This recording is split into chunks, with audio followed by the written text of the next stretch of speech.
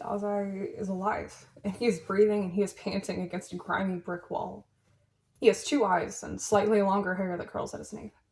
He has a mole high on his cheek and crooked teeth and a soft jawline. He has long eyelashes and a bunch of long fingernails that are threatening to break, a bunch of white spots beneath them. He has a smiling mouth and a cocky stance despite being chained up, mirth in his eyes, mischief in his voice. Chia attacks him and he does not dodge. Chia fights him and all of his kicks connect, and Dazai half-assedly tries to punch him back. Chia fights him and Chia regresses because Chia still has a living physical body, and tearing into it feels like a liberation he wasn't aware he needed, but fuck, he does. He does. Chia fights him and does not hurt him in ways that matter. Chia fights him and wins and loses simultaneously. Chia fights him and dreams about breaking him open. The next time they see each other, Chuya is the one that breaks open, and Dazai is not the one to do it. He is never the one to do it. He only knows how to open wounds that are already there, does not know how to create anything because he recognizes art as something strictly human. The wound is there and it has been lingering in the stage of almost but never quite healed ever since Dazai left. Chuya is the one to open it because he always has to open this one, because Dazai refuses to do anything but caress it. Losing control of his body is foreign and familiar and so much worse than any previous times. It means so much more than the completion of a goal. It means so much more than it usually does. It is a vulnerability Chuya doesn't think he is ready for again, but he doesn't think he ever will be and doesn't think he ever truly was. The wound is wide open and pulsating for the first time in forever, and Dazai does not try to pry his fingers into it. His entire being curls into the hole like he used to do with everything Chuya hated about himself, and the blood dries to form a scab. The world is tangible again. Pain lodges itself into his entire body, and Chuya is alive. Chuya is alive. Chuya is alive. Time does not cause the extinction of desire. Tenderness does not change the jagged shape of it. It is dichotomous, perhaps, that Chuya wants to split Dazai apart all the more when he does not wish for violence. Violence just makes him want to destroy, careless about what he leaves behind. Tenderness wants to tear into Dazai meticulously, to dissect him and get intimately acquainted with every single tissue that composes him, to crawl into his open body and never get out. Dazai caressed Chuya's face under the guise of nullification, kept Chuya's head in his lap with an excuse that could be refuted in 5 seconds flat. They went back to Chuya's apartment when it was all over, telling themselves that they're going to tend to each other's wounds, and they were not exactly lying. It might be the first time Chuya kisses Dazai first. Chuya does not remember whatever took shape between them in enough detail to know for sure, but it feels so. He's sitting on the bathroom floor with his back to the bathtub and his shirt off. Dazai was in the process of opening up the first aid kit, and his eyes jumped to Chuya for a single moment. It was frighteningly instinctive when Chuya's hand simply decided it was going to latch onto the back of Dazai's neck and pull him closer. Dazai somehow manages to behave both like he has been expecting it and like he is taken aback. He has done that around Chuya since forever. Reacted like he already assumed when and where and how and why Chuya will do something, but like he wasn't expecting to be right. Chuya kisses him, and Dazai kisses back. He positions himself a little below Chuya's knees, bends forward in a peculiar way that makes the height difference a non-issue, drapes his arms over Chuya's shoulder like he always liked to do. Chuya breathes shakily, and his hands fit nicely around Dazai's waist. He tugs up the material, stupid black shirt Dazai is still wearing, and touches underneath. Dazai breathes a laugh into his mouth and drags his arms back to bury curious fingers into Chuya's hair. Chuya's hands go as far up to his torso as they can until he feels the faint outline of a rib. That has always been such a weird discrepancy. How much he likes the shape of Dazai's insides, but how concerning the state of his body sometimes is. Chuya's emotions regarding Dazai are like that in general. He wants Dazai dead, but loves that Dazai is alive.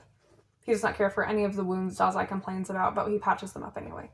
He doesn't care about Dazai's well-being, but he's still way too invested in it. He's still used to catch himself for doing stupid shit, like buying double the ingredients for a meal and acting like that forces him to cook all of it at once, and then acting like that forces Dazai to eat it because Chuya does not waste food. And then doing even stupider shit, like mindlessly continuing that habit after Dazai left and eating the same meal 2 days in a row, then searching for any leftover whiskey bottles or the ugly-ass mugs and plates Dazai kept replacing his porcelain with to throw against walls. He wants to kill Dazai with his own hands, and he thinks Dazai killing himself would hurt the least. He hates Dazai, and he wants to kiss Dazai, and he wants to hit Dazai, and he wants to fuck Dazai, and he wants to mutilate Dazai's body until it is unrecognizable, and he wants. Dazai's lips open as he leans further into Chuya's space, and fuck does Chuya want? Chuya presses down on bottom edges of ribs until Dazai whines into his mouth. He licks at Dazai's teeth until he wants to cut himself on them. His hands slide out from under Dazai's shirt and latch onto his collar to pop the buttons. Dazai breaks the kiss, panting into the air between them. He shoves Chuya's hand away to pull the shirt over his head with the few undone buttons allow him to. He throws it to the ground and climbs into Chuya's lap properly, and he is so fucking tall, and Chuya digs nails into his hips to flip them onto the floor. Shifts until he is sitting on Dazai's stomach in order to kiss him again, because Dazai is truly way too fucking tall, and Chuya hates him for it, and Chuya loves that about him. Chuya can still never fucking stop himself from doing stupid shit. His mouth glides along Dazai's jawline in sloppy little kisses, and Dazai shivers beneath him. Dazai's skin is warm, and he trails fingertips along Chuya's biceps, and Chuya genuinely thinks he is going to fucking explode. Chuya kisses down Dazai's chest, and he despises how involuntarily reverent he is about it. How his desire to sink his teeth into Dazai's chest and pull his heart out turns into a sort of frantic worship.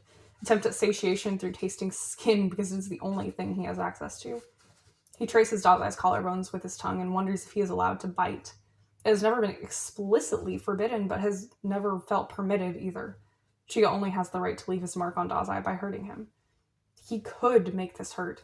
He definitely could. Does he want to? The sigh that leaves Chuya's mouth as he leans back on his heels is shaky. He has accidentally glided down Dazai's body while kissing it, nearly hips to hips. His pointer finger caresses one of Dazai's collarbones, right where he wanted to bite earlier, basks in the jutting, clear outline of it, the way it blends into his neck. Dazai hasn't stopped panting for a single moment, even though he should have got his breath from the kiss by now. His breath sharpens to a little gasp when Chuya presses his nail into the dip where the collarbone slopes into his chest. Chuya can feel the intense focus of Dazai's eyes, and there's something painfully addicting about it. He looks up involuntarily, catching the turbulence in Dazai's gaze before Dazai has the chance to tuck it away. Dazai gulps as they look at each other. His hands flex where they have hiked up on Chuya's shoulders. "Keep doing that," he murmurs, sounding nervous for whatever reason. Dazai and nervous should never be in the same affirmative sentence. Chuya tilts his head. "What, exactly?" "Filling me up like that," Dazai breathes. "You never do it enough." This is definitely news to Chuya. "Really? I feel like I do it too much." "You certainly don't," Dazai scoffs, and it always feels like an intermediate step anyway. You rarely let me sink into it before things turn sexual. Something akin to dread begins to slither between Chuya's intestines. "This is not sexual to you?" he asks, though that is not the most pressing question he has. Dazai blinks, like he has never considered that it could be before. His hands fall from Chuya's shoulders back down to his arms, fingers curling to the tips of elbows. "Should it be?" "It's always been sexual to me," Chuya mumbles. In turn, he caresses Dazai's side with his entire hand, from below his armpit to just above the waistband of his pants, then back up. He stares at the motion, then he speaks next. "Do you not like it when things turn sexual?" It is as if Dazai's next breath fights its way out of his mouth. Audible, heavy. "I don't know," he exhales. "But I don't think I ever liked it more than you simply touching me." The dread begins to tie Chuya's intestines into intricate little knots. He gulps. "You should have told me that sooner. I don't want us to have sex if you don't like it, Dazai. What the fuck?" Dazai looks to the side as if guilty. "Well, it's supposed to be a compromise, isn't it?" he questions, brows knitting together. "You get the fighting, I get proof of you through it. I get your hands on my skin, you get the sex." Chuya blinks. "I like all of those things. I thought you did too." "Oh," Dazai says. "What is there to like about touching me?" That might be the most absurd question Chuya has ever heard. Fuck, and the phrasing of it. The knots of dread tie further into each other. "I like feeling that you're alive. I like that you're human," Chuya says, fingertip tracing some strange, boundless shape over Dazai's torso. "Your body is also just nice." Now that Chuya thinks about it, there really is nothing inherently sexual about that. But, as with everything involving Dazai, the line is too blurry.